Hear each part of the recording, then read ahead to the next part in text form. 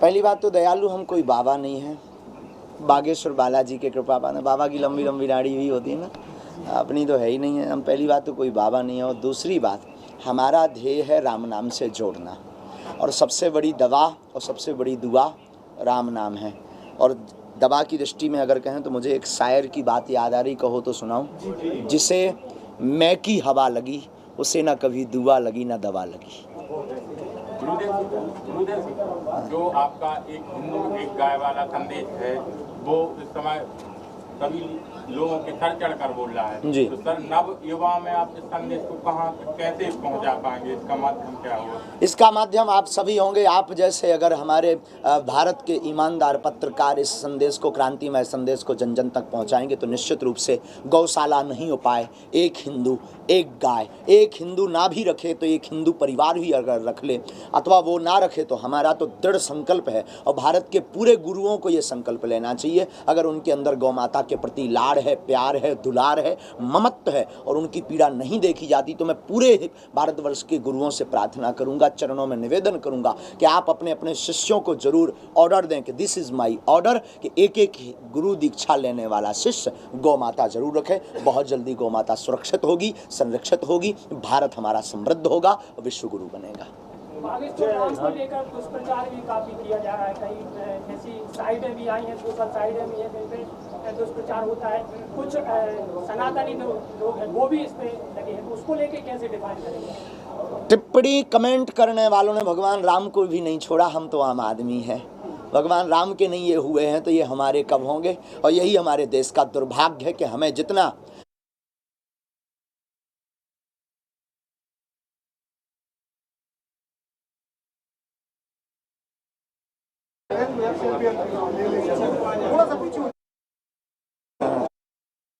वो आप ज्यादा आकर्षित। जी, जय श्याराम, जय बागेश्वर धाम की। श्रीमद् भागवत कथा महामहोत्सव चील पहाड़ी में चल रहा है। जो आपने प्रश्न किया है, सनातन धर्म तो सबका आइकॉन होता है। जिस धर्म से दास का जुड़ाव है, हमें गर्व है, अपने आप पर हमें बहुत गर्व है, हृदय एकदम चौड़ा रहता है कि हम सनातनी हैं, हम गर्व से कहते हैं। और सनातन धर्म का के लिए आइकॉन तो पूरे विश्व में है, बूढ़ों के लिए भी, सबके लिए भी। लेकिन अगर युवा जुड़े भी हैं तो ये हमारा सौभाग्य है कि हम अपनी वाणी से उन सबको जगाने का प्रयत्न करते रहते हैं। गुरु जी, कई लोग आते हैं आपके पास, आते हैं और कोई बीमारी के लिए आते हैं, कोई दवा नहीं देते आप, ये बड़ा एक अच्छी चीज़ है जी। तो कई लोग रहते हैं, बाबा कोई दवा देते हैं, जी, जड़ी बूटी ले लो, ये ले लो, जी। बने रहेगी। पहली बात तो दयालु हम कोई बाबा नहीं हैं। बागेश्वर बालाजी के कृपा पाना, बाबा की लंबी लंबी दाढ़ी भी होती है ना, अपनी तो है ही नहीं है। हम पहली बात तो कोई बाबा नहीं है, और दूसरी बात हमारा ध्येय है राम नाम से जोड़ना, और सबसे बड़ी दवा और सबसे बड़ी दुआ राम नाम है। और दवा की दृष्टि में अगर कहें तो मुझे एक शायर की बात याद आ रही, कहो तो सुनाऊं। जिसे मैं की हवा लगी उसे ना कभी दुआ लगी ना दवा लगी। गुरुदेव जो आपका एक हिंदू एक गाय वाला संदेश है, वो इस समय सभी लोगों के सर चढ़कर बोल रहा है जी। तो सर, नव युवा में आप इस संदेश को कहाँ कैसे पहुँचा पाएंगे? इसका माध्यम क्या होगा? इसका माध्यम आप सभी होंगे। आप जैसे अगर हमारे भारत के ईमानदार पत्रकार इस संदेश को, क्रांतिमय संदेश को जन जन तक पहुंचाएंगे तो निश्चित रूप से गौशाला नहीं हो पाए, एक हिंदू एक गाय, एक हिंदू ना भी रखे तो एक हिंदू परिवार भी अगर रख ले, अथवा वो ना रखे तो हमारा तो दृढ़ संकल्प है, और भारत के पूरे गुरुओं को ये संकल्प लेना चाहिए। अगर उनके अंदर गौ माता के प्रति लाड़ है, प्यार है, दुलार है, ममत्व है, और उनकी पीड़ा नहीं देखी जाती, तो मैं पूरे भारतवर्ष के गुरुओं से प्रार्थना करूंगा, चरणों में निवेदन करूंगा कि आप अपने अपने शिष्यों को जरूर ऑर्डर दें कि दिस इज माई ऑर्डर, कि एक एक गुरु दीक्षा लेने वाला शिष्य गौ माता जरूर रखे। बहुत जल्दी गौ माता सुरक्षित होगी, संरक्षित होगी, भारत हमारा समृद्ध होगा, विश्व गुरु बनेगा। को लेकर दुष्प्रचार भी काफी किया जा रहा है, कहीं ऐसी साइडें भी आई हैं, सोशल साइडें भी हैं, कहीं पे दुष्प्रचार होता है। कुछ सनातनी लोग हैं वो भी इस पे लगे हैं, तो उसको लेके कैसे डिफाइन करेंगे? टिप्पणी कमेंट करने वालों ने भगवान राम को भी नहीं छोड़ा। हम तो आम आदमी हैं, भगवान राम के नहीं ये हुए हैं तो ये हमारे कब होंगे? और यही हमारे देश का दुर्भाग्य है कि हमें जितना दूसरे धर्म के लोगों से घाटा नहीं है, जितनी दिक्कत हमें दूसरे धर्म से नहीं उतना सनातन के कुछ बुजदिल और दोगले लोगों से है। उनके लिए यही कहेंगे कि तुम सबको जागना पड़ेगा, और अगर हम सच्चा कार्य करने का प्रयत्न कर रहे हैं तो आपको हमारा हाथ बटाना पड़ेगा और उनके मुंह पे तमाचा लंबी लकीर सनातन की खींच करके दे सकते हैं। गुरु जी, जहाँ पर कथा हो रही है वहाँ पर पंडाल के अलावा अन्य धर्मावलंबियों को छाया के लिए कोई दूसरा स्थान नहीं है, वृक्ष वगैरह नहीं है जी। आप आसपास के लोगों को, चील पहाड़ी ग्राम वासियों को, जी। हम सभी को वृक्षारोपण इस संबंध में संदेश दें। आपने बहुत सुंदर प्रयत्न आदेश दिया है। कोशिश करते हैं, कल तो वैसे जो है सरकार के हमें चरणों में जाना है, परसों हम कोशिश करेंगे दरबार के पहले वृक्षारोपण भी करें और अपनी कथा से माध्यम से इस वृक्षारोपण के लिए 11.25 लाख वृक्षारोपण का जो संकल्प है उसको हम कथा में पुनरावृत्ति से दोहराएंगे। और आज हम लेट हो गए उसका कारण नहीं पूछोगे, हम विलम्ब इसलिए हो गए आने में कि हम आत्ममंथन करते रहे। 2 खबरें हैं, एक दुखद एक सुखद। कौन सी सुनाए? पहले कौन सी सुनाए? पहले सुखद सुना दे। पहले उस प्रसन्नता की सुन लो, पहले सुख की वाली सुन लो। प्रसन्नता की बात तो यह है कि सनातनी हिंदू जाग रहा। सुखद खबर ये, दुखद सुनो। दुखद खबर ये है कि पत्थर खा के जाग रहा। सुखद खबर यह है कि हिंदू जाग रहा पूरे देश में, और दुखद खबर यह है कि पत्थर खा के जाग रहा। मैं निवेदन करूंगा आगे पत्थर ना खाना पड़े, इसलिए पहले से ही जाग जाओ। महाराज जी, बंडा विधानसभा में पहले से ही ओलावृष्टि त्वसार किसानों के लिए, क्या बागेश्वर धाम जी की कृपा ऐसी होगी कि आने वाले समय में बंडा की जनता और किसानों के लिए कुछ नया मिलेगा? क्योंकि किसानों की समृद्धि के लिए हमने मन में विचार किया है। वैसे भी बागेश्वर धाम से अनवरत जो वैदिक परंपरा में यज्ञ परंपरा है, यज्ञ परंपरा एक ऐसा विधान है, यज्ञ एक ऐसी चक्र विधा है जिससे हमारा मौसम संतुलित होता है। यज्ञ से उठता है धुआं, धुआं से बनते हैं बादल, बादल से होती है वर्षा, वर्षा से उपजता है अन्न, अन्न से होते हैं हम आप सभी। इसलिए यहाँ पर एक दिन का हवन महामहोत्सव रखा जाएगा। गुरुदेव, एक चीज, सागर संभाग में बहुत बृहद इतिहास रहा है सागर का। जी। सागर में चील पहाड़ी बंडा में ही ये भागवत क्यों? वाह, कितना सुंदर बात। चील पहाड़ी बंडा में, सागर में भी कथा कर सकते थे, बंडा सागर में भी कथा कर सकते थे, पर चील पहाड़ी में कथा करने का संकल्प इसलिए मन में भाव जागृत हुए। एक तो यहाँ के हमारे बड़े प्यारे अजीत जी हैं, बड़ा प्यारा बच्चा है, तन मन धन से यहाँ जुड़े हुए हैं, धाम से भी जुड़े हुए हैं। उनकी जो दृढ़ता थी, वो बोले महाराज जी हम आपसे जुड़ना चाहते, अपने लिए नहीं, ये बिल्कुल अंतर की बात बता रहे हैं। वो हमसे कह रहे थे हम आपको बुलाना चाहते और आपसे जुड़ना चाहते, अपने लिए नहीं, हमारे पूरे क्षेत्र को धाम का लाभ मिल जाए इसलिए जुड़ना चाहते। इसलिए फिर हमने चील पहाड़ी में कथा की। हिंदू संस्कृति कहीं ना कहीं पीछे हट रही थी, लेकिन जब से बागेश्वर धाम बालाजी महाराज आए हैं हिंदू संस्कृति आगे आई है, उसके लिए आपका क्या बात है? बहुत सुंदर है। ये तो हमारे लिए, आपके लिए गर्व की बात है कि बुंदेलखंड में एक नई क्रांति चल रही है, इसमें कोई संदेह नहीं। और हिंदू सनातन में मानवता का पाठ पढ़ाया जा रहा और सनातन आगे बढ़ रहा है। तो इसके लिए हम यही संदेश देंगे कि अभी बहुत कम है, बहुत हमें मेहनत करनी। हम दिन ना रात अभी सो नहीं रहे, रातों में भी कार्यक्रम करते हैं, जगाते हैं। हम कहते 2 जागेंगे पर जागेंगे। और हम कोई अंधविश्वास फैलाने के ध्येय में नहीं है, हमारा ध्येय सिर्फ इतना है, भक्त और भगवान। हम आप हैं भक्त, और चलो हनुमान जी के चरणों में भगवान से जुड़ते हैं और सनातन का प्रचार। बागेश्वर धाम का सेवा प्रकल्प क्या क्या है?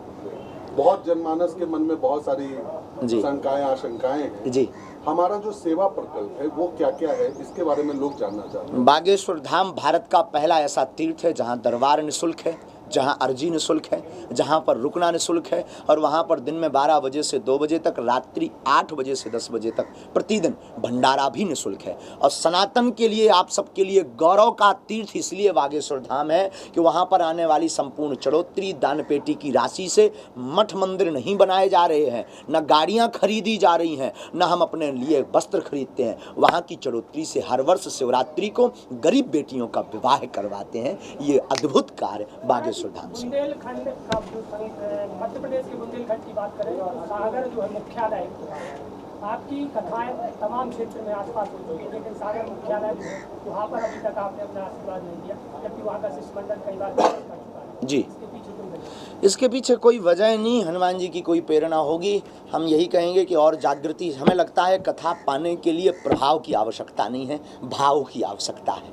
और हमारी व्यासपीठ भाव में बहती है, प्रभाव में नहीं। बहुत से गणमान्य, बहुत से महापुरुष, ऐसा नहीं है हर जगह के आते हैं, वो हमसे कहते हैं कथा दो। वैसे भी 2023 तक की कथाएं हम वितरित कर चुके हैं और सागर में हम एक कथा करने वाले हैं, पक्का है। लेकिन बात वही पुरानी है, हमें प्रभाव से नहीं खरीदा जा सकता। भगवान की कथा प्रभाव से नहीं करवाई जा सकती, वरना फिर हम में और अन्य में क्या अंतर है। भाव से की जा सकती, कोई विशेष कारण नहीं है। जिस दिन हमें पात्र दिखाई पड़ेगा कि हाँ ये कथा सुनने योग्य है, उसी दिन बालाजी की प्रेरणा होगी, हम व्यासपीठ उठा करके चले आएंगे। गुरुदेव, आज के समय में युवा पाश्चात्य की ओर बहुत ज्यादा अग्रसर हो रहे हैं जी।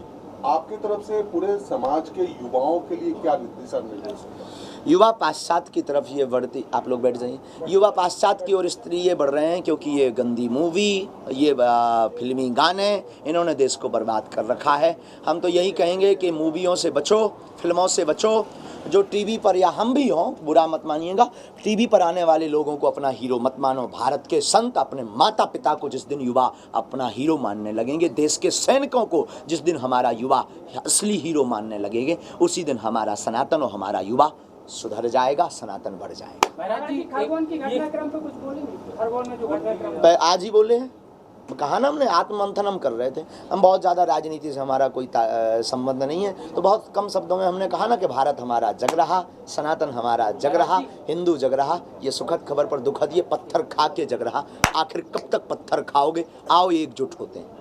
गुरुजी, आपके लिए कि महंगाई और बढ़ेगी या फिर घटेगी, या सरकार आए, ये जो भारतीय जनता पार्टी का राम नाम के ऊपर चल रहा है जो भी स्थिति है वर्तमान में, तो क्या महंगाई ऐसे ही बढ़ती जाएगी? देखिए, समय परिस्थिति के साथ सब कुछ बदलता रहता है। हमारी ज़रूरतें, कल तक आपका जो मोबाइल आता था वो आपके वस्त्र आते थे वो कम आते थे, आज महंगे आते हैं, तो आपके भी रेट बढ़ गए हैं। आप भी कुछ काम करते हो, बढ़ेगा रेट की गिरेगा? अब ये तो अर्जी लगानी पड़ेगी, लेकिन समय बढ़ेगा। हाँ, अर्जी लगाई तो आप कभी दरबार में टोकन नंबर लीजिएगा, और हम लगाते हैं अर्जी, हम बताएंगे बिल्कुल, लेकिन समय बढ़ेगा तो महंगाई बढ़ेगी। कोई बड़ी बात है। जिस प्रकार आप गरीब कन्याओं के प्रति बहुत ज्यादा समाज को जागरूक कर रहे हैं, और आप बहुत करते भी है, जैसे अभी आपने शादी विवाह करवाए गरीब कन्याओं के, तो जो दहेज के लोभी में बहन बेटियों को मारते हैं, ऐसी कई घटनाएं आज भी भारत में आ रही हैं, तो इनके लिए गुरुदेव आपका संदेश क्या है? उनके लिए देखिए, राक्षसी प्रवृत्ति के लोगों के लिए आपका क्या संदेश है? बस यही संदेश है कि जब तक हमारे जीवन में मानवता नहीं आएगी तब तक हम इसे नहीं समझ पाएंगे। और ये जो बोल रहे हैं वो भी यही गलती दोहराते हैं। आपके भी शायद बालक पुत्र योग बनेगा, या हम हैं तो हमारे भी पुत्र योग बनेगा, या किसी को भी पुत्र योग बनेगा, उसकी शादी होगी, तो हमारे अंदर भी परिकल्पना जागेगी कि कितने मिलेंगे। भाजपा के मंत्री और नेता पहुंच रहे हैं जी, तो इनके लिए आप कुछ संदेश देते हो? सब पहुंचते हैं, केवल भाजपा क्यों, सब आते हैं। हमारे तो सब बालाजी की तो सब चेला है, हमारे तो सब इसमें हम बोलते हैं जो भी हमारे गुरुजी कहीं नहीं खोल रहे मध्य प्रदेश में जी, कहीं गौ की सेवा नहीं हो रही, रोड पर जाते हैं गौ मर जाती है। बिल्कुल आप कहीं देखिए, बिल्कुल भोपाल में भी हुआ कई जी, बिल्कुल बिल्कुल। हमारे पास सरकार कहती है हम गौ के प्रतीक हैं, आप संदेश दे रहे हैं, मगर ये मंत्री आपके दरबार में जा रहे हैं जी। आते हैं तो हम निवेदन करते हैं कि हम भी इस प्रदेश के वोटर हैं, हमारा भी अधिकार है कुछ मांगने का, तो वो कहते हैं गुरुजी आप आज्ञा करो। हम एक ही चीज़ मांगते हैं कि गौ माता को संरक्षित और सुरक्षित कर दीजिए, बस ये। के माध्यम से पहाड़ी में एवं को संदेश दीजिए कि नशा मुक्ति उनकी रोक सके, वर्ग है जो नशा मुक्ति से दूर। इस पर वैसे प्रयत्न तो बहुत ज़्यादा है और आपकी बात पर और गौर किया जाएगा। और हम सबसे पहले तो आपकी मीडिया से ये निवेदन करेंगे कि 7 दिन तक पूरी मीडिया कथा सुने और अपने मोबाइल, अपने प्लेटफॉर्म के माध्यम से जन जन तक पहुंचाए, और जो रह गए हैं उनको लेकर के आए और नशा के लिए एक दिन यहीं पर संकल्प करवाया। गुरुजी आपसे क्वेश्चन था, गुरुजी आपसे क्वेश्चन था, जिस तरह आप वो आदेश दे रहे हैं कि आपकी, अब रही बात जातिवाद की, तो इसके लिए राजनेता अपनी रोटियां सेंक रहे हैं। बुंदेलखंड में आपका कहना होता है कि राम का नहीं हुआ, उसकी माने खतरी में जो राम का हुआ उसके घर उजियार हो गया, आपकी सोच कहाँ से है? ठटरी भरे सरकार, ये ठटरी भरे जो शब्द है प्रायः ये गाली नहीं है, ये बुंदेली भाषा का भावनात्मक शब्द है। और हम जहाँ पर रहते हैं वहाँ है मरघट, तो शमशान में होता ठटरी 2-4 दिन में एक ना एक की फोकत रहा होता ही से बात शुरू भाई, अब बंद नहीं होने बा। गुरुजी शादी बुंदेली जो भाषा है बड़ी प्यारी भाषा है, इसको प्रचारित करने के लिए यही कथाएं माध्यम है, बड़े बड़े मंच हैं। बुंदेली महोत्सव भी बड़ा मलेरा में भी लगा, बागेश्वर धाम पर बुंदेलखंड का महाकुंभ लगवाया, और यहाँ पर चील पहाड़ी में अगली बार कभी अगर चील पहाड़ी में भगवान ने कृपा की और आएंगे तो अगली बार फिर यहाँ पर बुंदेलखंड का एक छोटा सा लघु कुंभ लगा। लेकर आपकी मैसेज चल रहा है, क्या कहें? गुरुदेव भगवान ने अपनी तरफ से आज्ञा दी है, अभी ऐसा कोई विचार नहीं है, अभी ऐसा कोई हमारा भाव नहीं है। गुरु माता पिता अपने अनुसार सोचते हैं और वो आदेश देते हैं, हमें उनकी आज्ञा स्वीकार है, अंगीकार है। अभी वर्तमान में उन्होंने ऐसा तो कहा नहीं कि इस साल होगी कि अगले साल होगी, हमारे पास पर्याप्त टाइम है, जितने दिन हैं अकेले हमें सेवा कर लेने दो ना सनातन की, क्यों बेफिजूली में फंसवा रहे हो तुम सब जुड़ कर। प्रभाव तेजी से भारत में पड़ रहा है, हो रहा है, लिव इन रिलेशन बहुत तेजी से हो रहे हैं, आपने भी सुना होगा। एक रिपोर्ट ये भी बताती है कि जनसंख्या हिंदुओं की घट रही थी, शायद यही कारण है, इस पे क्या कहना है? जब तक जनसंख्या नियंत्रण कानून सबके लिए लागू नहीं होगा तब तक हमारे भारत देश में समानता नहीं आएगी। हमारे दो उनके 13 क्यों, हमारे दो तो उनके 2 हो, नहीं तो हम तो यही कहीं नसबंदी बंद करो, हिंदुओं के 10 होने दो।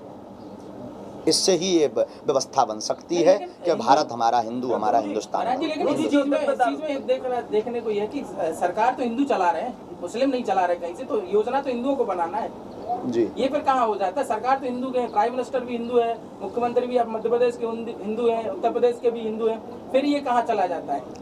अब देखिएगा कि उस गद्दी पर बैठने के बाद उनके अनुरूप व्यवस्थाएं देश में एकता भी बनी रहे, देश में शांति भी बनी रहे, वरना उपद्रव भी हो सकता है। ऐसी परिस्थिति को देखते हुए, क्योंकि भारत हमारा जो यहाँ संविधान है, संविधान की मर्यादा के अनुसार ही कार्य करना है। आपके जैसे लोग बैठ जाएं अगर तो एक तरफा काम हो सकता है। यहाँ पर जो दिव्य दरबार लगता है तो कई लोग इस कारण आपके आरती लगाने में संकट कहीं पुल ना खुल जाए जी। कई बार आप लोगों को आप पहली बात हमसे ऐसा कोई मन में, जब आप हमारे सन्मुख या दरबार में बैठे तो वहाँ हमारी कोई मेहमानी बागेश्वर बालाजी की महिमा है, ऐसा कोई भाव ही ना रखें कि आप जानने आए कि परखने आए। तो अगर आप उसको देखिएगा, आप बैठ जाएं भगवान, अगर आप उस सांप को थोड़ा सा भी खिसकाएंगे ना तो वो फुफकारेगा। अगर आपने अपनी बुद्धि लगाई तो हनुमान जी का एक नाम है, श्री हनुमान जी का एक नाम है ज्ञानी नामाग्रगण्यम, ज्ञानियों में सबसे श्रेष्ठ। सबकी पोल नहीं हम खोलते हैं, पर जो अपनी बुद्धि लगाते हैं तो अपने पास जो व्यवस्था है उस व्यवस्था से केवल ये बताना चाहते कि अगर कहते हैं आपके भगवान नहीं है या दिव्य शक्तियाँ नहीं है तो ये कैसे, अथवा फिर तुम करके बताओ। बस ये ध्येय है हमारा। वाईफाई बोलते हैं, वाईफाई कुछ नहीं, मौज की बात है, अपनी अपनी मौज होती है। हमारे गुरुजी जो दादा गुरुजी फक्कड़ थे, कि आप जैसे ठट्टी के बदले या कुछ भी बोलते शब्द बोलते हैं तो लोगों का कहना है कि गुरुजी कुछ भी बोलते रहते हैं, ऐसे लोगों के बारे में आपका क्या? हाँ तो वो भी कुछ बोलते रहते हैं, कोई बुद्धि वो दौड़ी लगाते हैं। वो अगर बुद्धि हम पे लगाने ठटरी भरे पर ही अगर वो मंथन कर लें तो हम उनको क्या कहते हैं कि वो जीवन भर ठटरी बोलेंगे। ठटरी का मतलब सत्य, ठटरी का मतलब मौत, और मौत सबकी आनी है, और जिसने ठटरी नहीं समझी वो जीवन क्या खाक समझेगा। गुरुदेव आपने अपनी पहली कथा, गुरुदेव आपने अपनी पहली कथा कितने साल में और किस जगह और कैसे मतलब रही होगी? 11-13 साल की आयु। और प्रथम कथा हमारी गांव से प्रारंभ हुई थी, फिर बगल के गांव में एक खुड़न है, फिर एक चुड़ानन गांव है, यहाँ से क्रम लगातार जारी हुआ। हमारे पूज्य दादा गुरुजी हमें गद्दी पर पहले से ही बैठाने लगे, 6-7 वर्ष की अवस्था से यज्ञों में पुराणों पर बैठ करके, थोड़ा थोड़ा मंचों पर गद्दी पर बैठ करके भगवत चर्चा करते थे। उसके बाद ने आपने समागम कराया, संतों का बहुत अच्छा समागम कराया, ऐतिहासिक समागम। ऐसा समागम और कब देखने को मिलेगा? मतलब ऐतिहासिक संत सभी जुड़ गए। आप सबकी कृपा रही और आप सबका ऐसे ही सहयोग हमें मिलता रहा तो अगले वर्ष फिर महाशिवरात्रि को जो गरीब बेटियों का विवाह होता, इस बार हमारे मन में दृढ़ता है। आपके क्षेत्र से भी हम कोशिश करेंगे कि 2-5 बेटियां ऐसी जिनका कोई नहीं है उनको आप धाम लावें, उनका पाणी ग्रहण संस्कार वहाँ से संपन्न होवे, और 121 बेटियों का फिर से करवाने का शिवरात्रि को है। फिर देखने भारत को हिंदू राष्ट्र घोषित किया जा सकता है। अभी हिंदू राष्ट्र क्या, अन्य देश भी तैयार हैं, कम से कम 12 देश हिंदू राष्ट्र घोषित होने के लिए तैयार हैं। ऐसी हमें आंतरिक भाव में भावना उत्पन्न हो रही है। केवल भारत को जगने की आवश्यकता और भारत सरकार को जगने की आवश्यकता है। हिंदू राष्ट्र के लिए उसे एक तरफा कदम लेना चाहिए। वैसे ये गलत नहीं बोल रहे थे, हम इनके सपोर्ट में हैं और वो विचार नहीं कर रहे हैं। भारत शासन, प्रदेश शासन और केंद्र शासन को ये ध्यान देना चाहिए। हम भी इस देश के वोटर हैं और भारत को हिंदू राष्ट्र बनाना चाहिए हमारी मांग। गुरुदेव पंडा एवं सायगढ़ मंडल द्वारा 11 कन्याओं का जो संकल्प चल रहा है हम लोगों के मन में, 2023 में तारीख मिल पाएगी? वाह, बहुत अच्छा। 11 क्यों? अगर सागर जिले का लघु कुंभ लगाना है तो हमारे मन में है कि 51 बेटियों का विवाह यहाँ होना चाहिए, उसमें हम 5 दिन की कथा करेंगे। 2023 जय हो आपकी, और आप तैयारी करो आज से, और आज हम मंच से बोलते जी। जैसे आपने कश्मीर फाइल्स पिक्चर देखी, मूवी आप देखने गए थे, देखी, पता, तो आप कश्मीरी पंडितों के लिए सरकार से क्या मांग करना चाहते? वैसे भी जिस दिन हमने देखी थी तो सब पत्रकारों को निवेदन उस दिन भी किया था। हम एक सामान्य आपकी भांति मानव हैं, हम कुछ भी नहीं आपकी भांति मानव हैं। हम देखने गए तो यही कहेंगे कि कश्मीरी पंडितों को पुनर्स्थापित करना चाहिए, सरकार को ठोस कदम उठाना चाहिए। कश्मीर फाइल से आने वाली कमाई को उन कश्मीरी पंडितों की पुनर्स्थापना में खर्च करना चाहिए, और कुछ सरकार को भी फंड देना चाहिए, और उनकी सुरक्षा के पुख्ता इंतजाम किए जाए। इस पर आप थोड़ा कथा में भी क्या बोलेंगे बोलते रहे। आपका आशीर्वाद सभी पत्रकारों को। बिल्कुल, सबकी बुद्धि तेज हो, सभी पत्रकार प्रसन्नचित्त रहे, सत्य को हमेशा उजागर करते रहो। आपकी जो है पत्रकारिता दिन दूनी रात चौगनी बढ़वे, बागेश्वर बालाजी ऐसी कृपा करवे, लेकिन आपके अंदर का जो जमीर है वो कभी मरे ना, और सत्य का साथ देता रहे। क्योंकि बहुत जल्दी लालच के चक्कर में आप, और प्रभाव के चक्कर में, आज हम अभी बोल रहे हैं हमसे बड़ा वाला गुरु आ जाए ना कोई, तो तुम हमारे जिंदाबाद के नारे बंद कर दोगे, उसके पास पहुंच जाओगे, हमें पक्का विश्वास है। तो भगवान करे ऐसी बुद्धि बनी रहे कि जो सत्य हो, हम असत्य हैं तो हमारे खिलाफ बोलने के अंदर भी आपके अंदर ताकत है। भ्रष्टाचार की शुरुआत हम आपसे शुरू आते हैं जी, उनको भी आप वहाँ से प्रेरित करते हैं कि आप भ्रष्टाचार ना करें, क्योंकि भ्रष्टाचार जनप्रतिनिधि ही करते हैं जी, सब करते हैं, सब करते हैं। आप भी शॉर्टकट के चक्कर में लोग घूस देते हैं। तो भ्रष्टाचार की शुरुआत तो हमें लगता है हम आपसे होनी चाहिए बंद। ऐसा कुछ है, इसके लिए हम आपको जगना चाहिए, दृढ़ता लेनी चाहिए कि चाहे प्राण चले जाएं पर भ्रष्टाचार के नाम पर 1 रुपया नहीं देंगे। भ्रष्टाचार अपने आप बंद हो जाएगा। गुरुदेव यहाँ के आप लोकल, मतलब जो हमारे बंडा क्षेत्र के हैं, तो अजीत सिंह के माध्यम से यहाँ कुछ ऐसा संदेश दें कि जिनमें ये युवाओं को प्रेरित करें अच्छे कर्म के लिए, क्या कहना चाहेंगे? अजीत सिंह एक बहुत प्यारा बच्चा है, और इसने सनातन के लिए बहुत बड़ा समर्पण किया। भले ही इसने सबसे सहयोग लेकर के यह आयोजन किया, पर एक व्यक्ति ऐसा होना चाहिए जिसने अपना तन मन धन सब अर्पित किया। हम यही कहेंगे इसका साथ दो, ताकि हर वर्ष हम नहीं तो कोई ना कोई महापुरुष यहाँ पर आता रहे और सनातन की अलख जगाता रहे।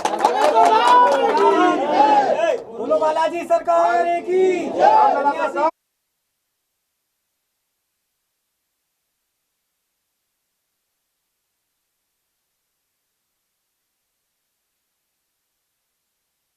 तो आपके चैनल से किया था ना। ये लोग क्या कर रहे हैं, संस्कार का जो फीड था ना, वो एज इट इज उठा के और वो चला रहे थे। नहीं तो भैया संस्कार का केवल सागर टीवी ने उठाया है, तो सागर टीवी को ही एक मिनट में होल्ड, सागर टीवी को ही स्ट्राइक गया, अदर किसी को स्ट्राइक गया? हमारा सागर एक्सप्रेस